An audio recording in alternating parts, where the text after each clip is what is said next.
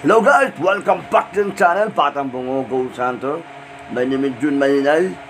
May reaction tayo dito. Samahan nyo ako guys. Huwag mo makakalimutan mag-like, mag-comment, mag-share. My name is Jun Mahinay. Halika, samahan nyo ako. Reaction natin dito yan sa Patang Bungo Go Santo. Reaction video. Kaya magandang araw sa inyo lahat.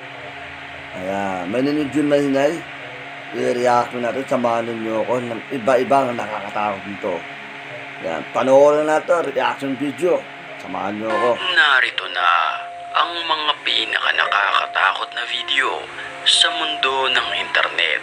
Paalala, pag napanood mo to ay dapat mag-subscribe ka sa channel.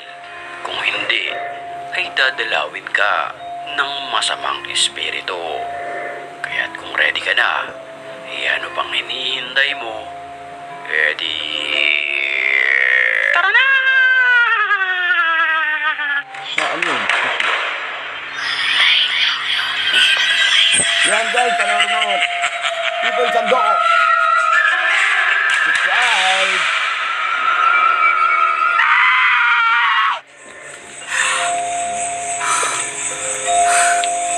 Kaya mo rin dyan. Banyak banget jujur. Sa isang abandonadong bahay na ito, nagpunta at nag-video ang lalaking ito. Ng mga lugar to, dito makikita natin na napaglumaan na ng panahon ang mga iilang naiwang kagamitan dito. Ano kaya mapinupulit ng kuya? Ibang Makati yan? Yung mga hawak, yung parang ano yun, Makati yun eh. Nakakatusok daw yun, diba? Ano kaya yan? Habang Guys, alam nyo kinukunan yun niya ng guys. video Comment na ang kayo mga guys. lumang gamit Alam ko sa Makati bahay yun na ito. Makati yun eh. Yun ang ayaw ko talagang lapitan naman ganyan. Puro patulis.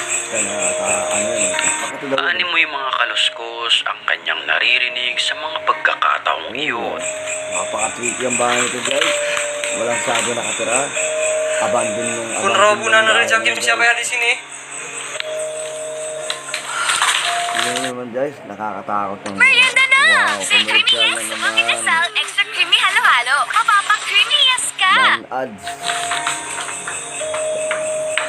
Uy, bola na laglag. Nang walang ano-ano'y, isang maliit na bola ang bigla na lamang pumagsak mula sa taas ng bahay na ito. O sinasadya talaga itapon yung bola. La haula wala quwata illa billahil azim. Yan, akit nyo yan, akit nyo yan. Anjing merinding nih asli nih. Allahu Akbar ya Allah. Nabit pa lang yung bola. Sa mga pagkakataong iyon,